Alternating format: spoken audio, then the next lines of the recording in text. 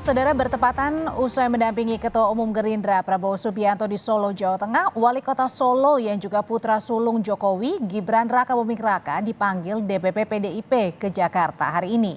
Gibran menghadap Sekjen PDIP Hasto Kristianto dan Ketua Bidang Kehormatan PDIP Komarudin Watubun di kantor DPP PDIP Menteng, Jakarta Pusat. Gibran mengaku menjelaskan kronologi dirinya menemani Prabowo saat bertemu relawan di Solo. Gibran juga menegaskan tegak lurus arahan Megawati Soekarno Putri. Sementara Hasto menyampaikan pesan Megawati untuk mewaspadai berbagai manuver jelang Pilpres.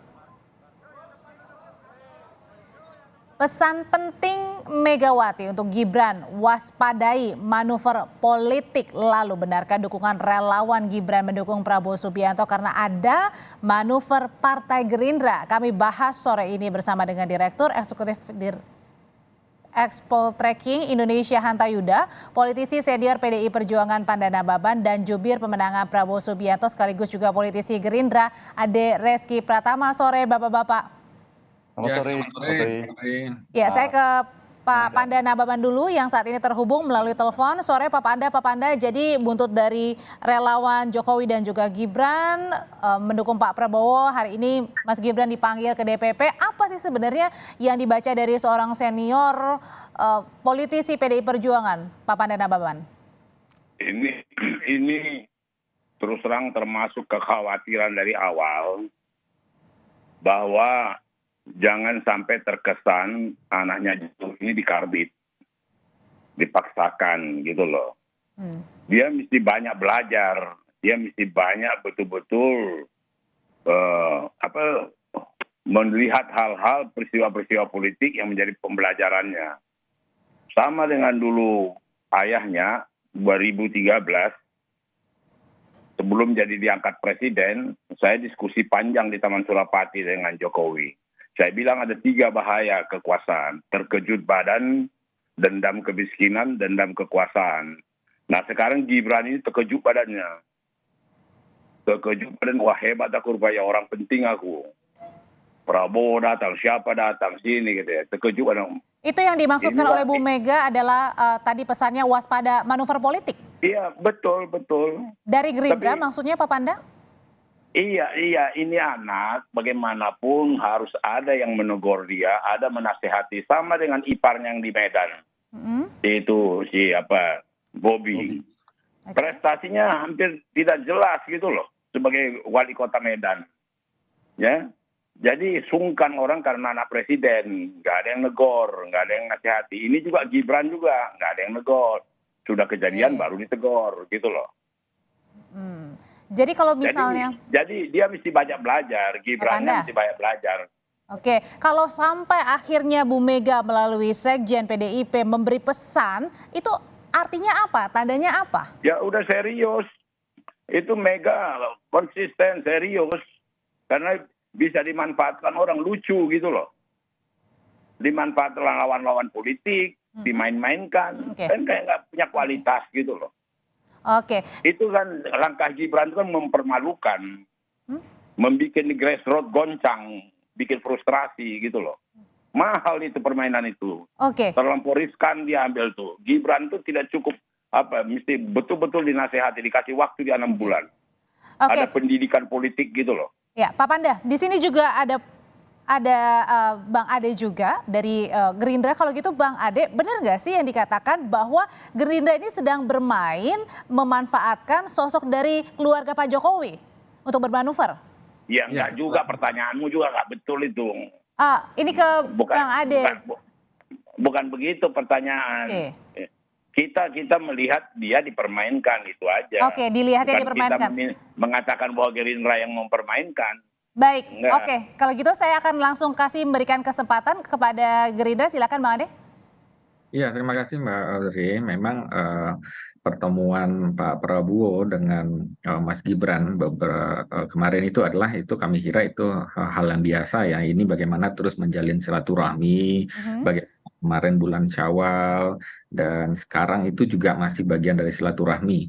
Nah, bagaimana juga Pak Prabowo pada hari ini juga berada di dalam kabinetnya Pak Presiden Jokowi, dan oleh karena itu memang sesuatu yang lumrah kami kira bagaimana Pak Prabowo untuk pada akhirnya bersilaturahmi ya, tidak hanya dengan Pak Presidennya sendiri, tetapi juga dengan keluarga besar beliau.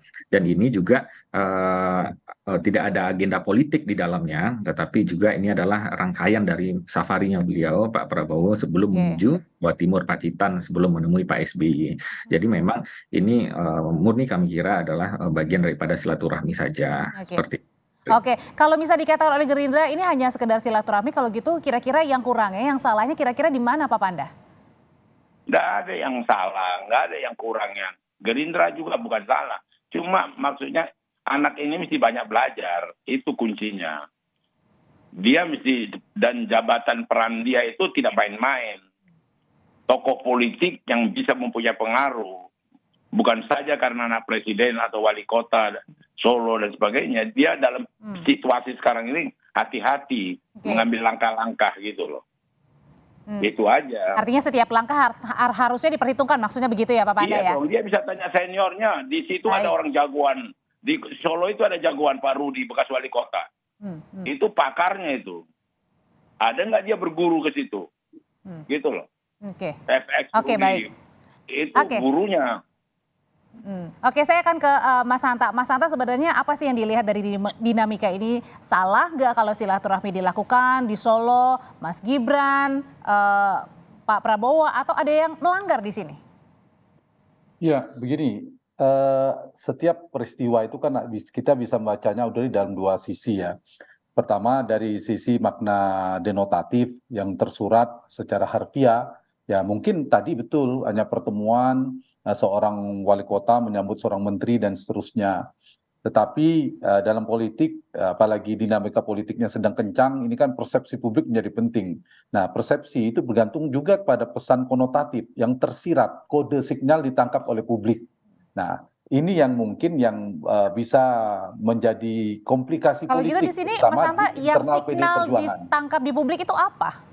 Sampai Nah, ada dalam pesan internal dari PDI Bu Perjuangan Mega. wajar kemudian mempersoalkan ini. Dalam persepsi publik ini ada dukungan deklarasi dari relawannya Gibran. Itu kan relawan. Kalau relawan sebagai mesin tidak begitu. Kita tidak usah terlalu pengaruhnya tidak besar lah sebagai mesin. Tapi dia kan punya embel-embel bahwa ini relawan Gibran, relawan Jokowi. Nah, ketika ada kata kalimat Gibran, ada Jokowi, apalagi Pak Jokowi, maka ini akan memiliki dampak. Semua kekuatan politik kan tentu sedang melakukan strategi untuk merebut pengaruh, Tapi dukungan kalau Mas Jokowi. Hanta, ketika kemarin Gibran bilang, saya tidak pernah mendeklarasikan secara langsung kok dukungan ke Pak Prabowo, itu kan relawan, silakan saja.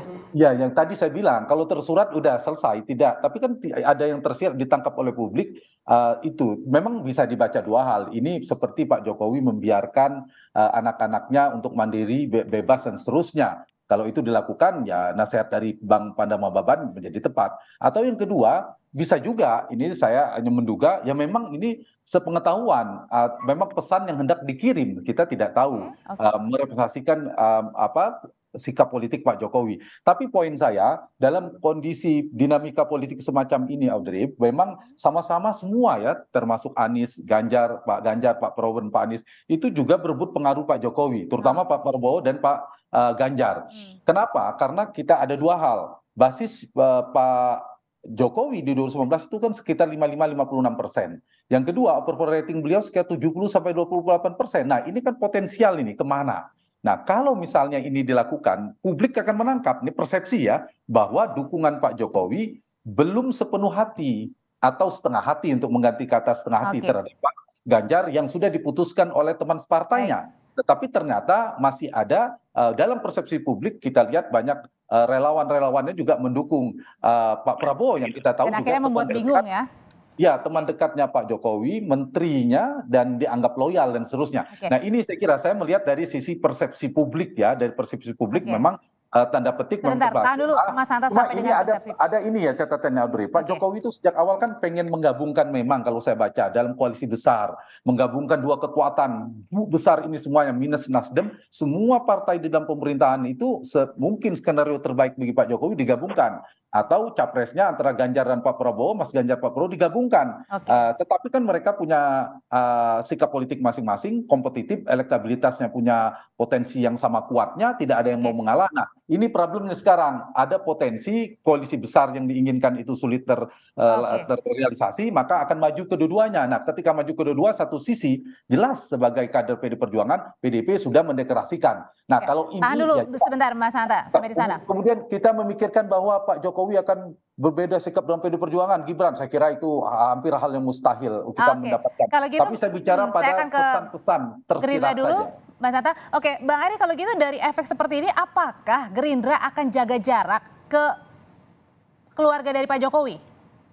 Ya, saya kira ini kan tidak hanya terkait politik ya, tetapi juga bagaimana mengedepankan Pak Presiden juga sebagai warga negara, Pak Prabowo juga sebagai warga negara, termasuk Pak Wali Kota juga. Nah, apa salahnya juga ini bagian daripada sebuah peristiwa-peristiwa yang alamiah saya kira.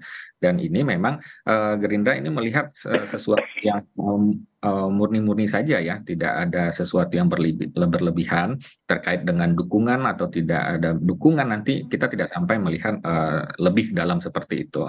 Tapi yang pasti bagaimana Pak Prabowo juga sangat mendukung ya, sangat support, tidak hanya mungkin Pak Wali Kota Solo ya, Mas Gibran sebagai seorang pemuda pada hari ini, tetapi juga termasuk kami-kami di kader yang pada hari ini juga orang-orang muda ya, beliau selalu mensupport dan selalu kita saling sering bertukar pikiran. Jadi kami kira ini adalah sesuatu yang sah-sah saja ya, dan alamiah saja. Mungkin tadi kembali kepada Mas Hanta tadi, memang ini adalah bagian daripada persepsi ya, kita kembalikan saja ya persepsi umum mungkin bagaimana melihat hal ini. Tapi sejauh ini Gerindra terus untuk melakukan berbagai macam pahami ini. Oke, kalau misalnya dari Gerindra bersikap seperti itu, sah-sah saja, biasa-biasa saja. Tapi bagaimana dengan PDIP? Apakah ada larangan Gibran Raka Buming Raka tidak boleh lagi bertemu dengan Pak Prabowo, atau dari kader Gerindra? Pak Panda, setelah Gibran dipanggil hari ini, apakah itu mengartikan bahwa Gibran tidak boleh lagi menerima undangan ataupun bertemu dengan Pak Prabowo? Enggak juga, enggak sampai sejauh itu. Oke. PDI juga tidak sepicik itu. Cuma ya yang saling bersangkutan pahamlah. Ya sama seperti terus terang aja, jujur aja. Pak Prabowo kan dapat banyak blessing dari Jokowi. Dapat peluang-peluang emas untuk recovery. Jadi menterinya, fasilitas menteri. Selama ini puluhan tahun dia nggak ada ngweng-ngweng kan mobil ngawal dia. Ya kan? Tapi kalau untuk Mas Gibran sendiri ini nggak ada teguran ya? Saya pikir mekanisme di internal PD itu sudah sangat sistematis, sangat ini, itu udah paling top itu dipanggil, gitu loh. Dan nanti juga akan diawasi dia, akan dilihat gitu loh. Karena ada juga korwil-korwil kita yang mengawasi kawasan Jawa Tengah. Oke. Gitu loh. Kita on sistem udah jalan, mekanisme kontrol itu dibikin sekjen. Baik, kalau mekanismenya sudah berjalan, kalau untuk Gerindra sendiri benar nggak sih tadi disebutkan oleh Pak Panda, Bang Ade, kalau dapat blessing begitu dari keluarga Pak Jokowi dengan pertemuan beberapa belakangan ini? Ya, ini sesuatu yang tidak dapat dipisahkan, Mbak Ode. Kami kira bahwa bagaimanapun Pak Prabowo pada hari ini berada di kabinetnya Pak Presiden Jokowi, tentu adalah bagaimana ini untuk mencermati juga hubungan-hubungan yang baik antara pemerintah pusat dengan pemerintah daerah, baik itu di provinsi maupun pemerintah kabupaten kota, termasuk hari ini yaitu pertemuannya sebelumnya itu di kota Solo ya, Surakarta.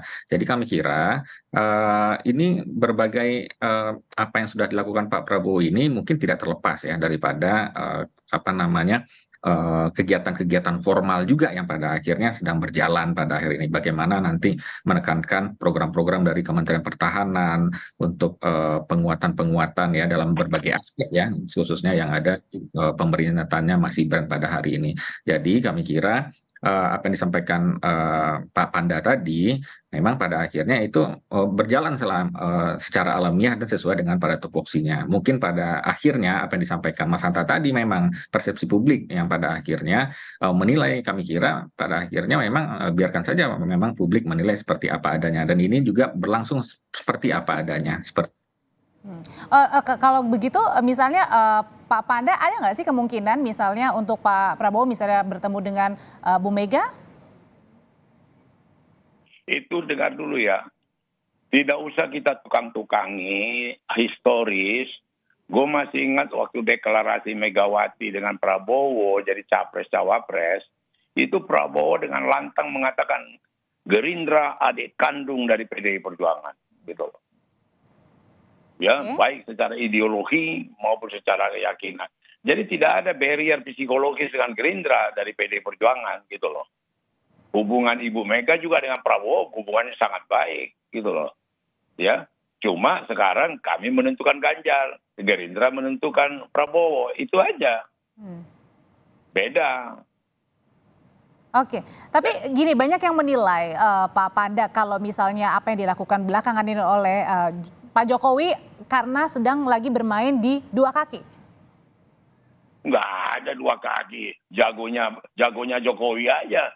Partai-partai yang lain bisa dimain-mainkannya. Ini kan terus terang aja pimpinan partai ini menyerahkan dirinya ke Jokowi. Ya sama itu dengan Pak Prabowo ngomong ke saya, terserah Presiden mengizinkan saya maju apa tidak.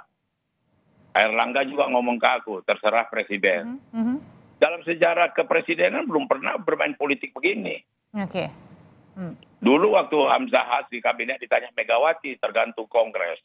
Yusril tergantung Kongres. SBY bohong, dia bilang nggak maju, tapi maju, gitu loh. Oke, kalau gitu Mas Hanta, apa yang dipersepsikan oleh publik, Pak Jokowi misalnya bermain di dua kaki, itu juga nggak yang sampai dilihat sampai sekarang, makanya masih belum firm begitu?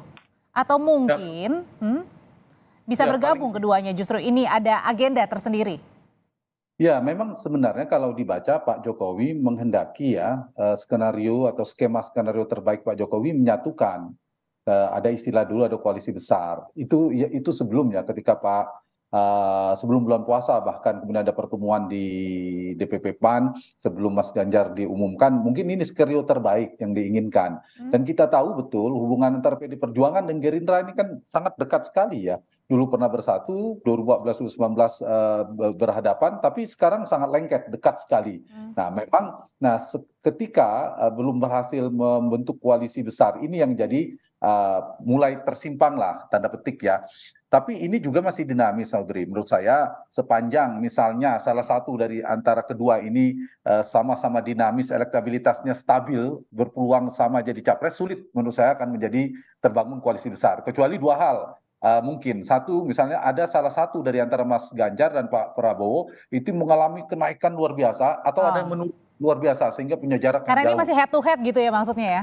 Ya, ada yang mengalah lalu jadi cawapres. Nah, mungkin Pak Jokowi sangat senang, tapi sekarang kan kompetitif. Yang kedua, kalau kemudian elektabilitas Anies Baswedan yang dianggap antitesis berdiametral dengan Pak Jokowi berjarak, tiba-tiba Anies sangat kuat sehingga bisa jadi juga ada ingin mengalah, harus bersatu ini berhadapan dengan Anies yang dianggap bukan penerus Pak Jokowi secara program seterusnya.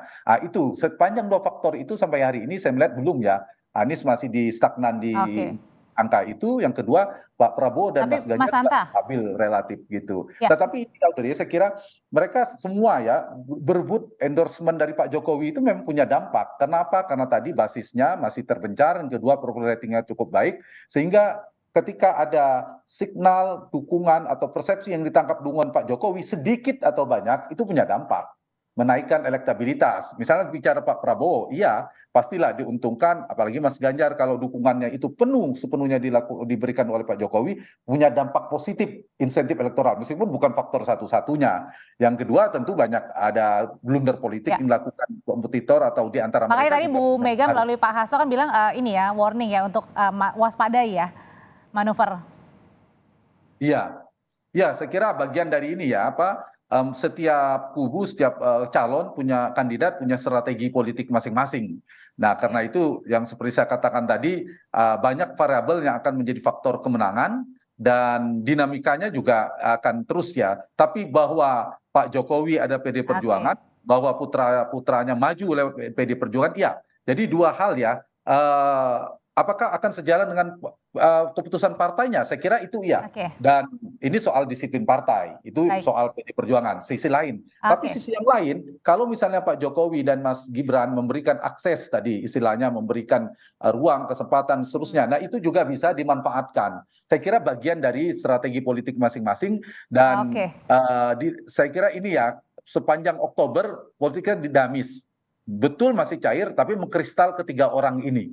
Dan dari ketiga ini, sepanjang tidak mungkin membentuk koalisi besar secara bersama-sama, mungkin clash ya, ada dinamika antara pendukung Baik, Mas Mas Hanta Ganjar dan sudah. pendukung Pak Prabowo antar Oke. partai sulit dielakkan. Oke, Saya kira. kalau gitu pertanyaan berikutnya, Bang Ade, dalam waktu dekat ada nggak sih misalnya Pak Prabowo ketemu Gibran lagi atau mungkin Pak Prabowo ada ketemu dengan Bu Mega menjelaskan duduk permasalahan yang terjadi karena kan Mas Gibran ini kena imbas ibaratnya gitu. Saya kira mungkin pada hari ini Pak Prabowo akan terus melakukan perjalanan silaturahmi ya, bertemu dengan tokoh-tokoh masyarakat, tokoh-tokoh agama, termasuk juga pemimpin-pemimpin partai politik. Nah, kami kira memang ini akan terus berjalan sehingga pada akhirnya ya, karena ini adalah bagian pada silaturahmi dan tidak hanya pada setelah bulan Syawal ini, kami kira ini adalah menjadi sebuah contoh yang baik ya, bagaimana kontestasi politik terus berjalan, tetapi seperti yang Pak Panda sampaikan tadi, memang kedekatan Gerindra dengan PDIP ini memang sudah sangat dekat gitu ya. Dan kita pada akhirnya dengan pertemuan-pertemuan ini akan menambahkan daripada gagasan-gagasan yang lebih baik lagi, yang lebih konkret lagi dalam hal, yaitu intinya adalah bagaimana untuk membangun berbagai aspek bangsa dan negara ini jauh lebih baik ke depan. Nah, Oke. juga pada akhirnya akan bertemu dengan Ketua Umum PDI Perjuangan, Ibu Megawati, maupun juga tokoh-tokoh partai politik lainnya. Oke, terakhir saya ke Pak Panda. Pak Panda, ada nggak sih kekhawatiran dari PDIP bahwa kedekatan keluarga dari Pak Jokowi ini akan mempengaruhi elektoral dari PDIP dan pencapresan Pak Ganjar? Kedekatan kemana? Ke Prabowo dari Ya, keluarga enggak lah. Pak Jokowi ke Pak Prabowo? Enggak sejauh itulah. Enggak sejauh itu pengaruhnya. Ini anak-anaknya Jokowi ini juga masih banyak belajar. Dan juga tidak juga sehebat itu pengaruhnya gitu loh. Ya, mereka jadi lucu-lucu karena anaknya aja, gitu aja. Jadi exciting karena anaknya. Selebihnya itu kan tak ada artinya. Coba kalau nggak anaknya. Jadi maksud aku anaknya dan mantunya juga tahu diri. Ini partai besar, jangan main-main dengan partai besar. Oke, baik. Gitu loh. Jangan ambil risiko mentang-mentang anak presiden, jangan. Baik. Kayak nggak ada Toto Kromo nggak ada. Saya ingatkan kembali terakhir di Solo itu ada orang tua kawakan FX Rudi. Itu harus dia datangi, dia hormati, dia tanya advisnya. Baik. Itu ya, yang harus Baik. dilakukan Gibran, baru ngomong ke sana kemari. Gitu loh. Baik, kami sudah tangkap pesannya. Terima kasih Pak Panda Nababan, terima kasih Bang Ade Reski, terima kasih Mas Hanta Yuda. Sehat selalu Bapak-Bapak.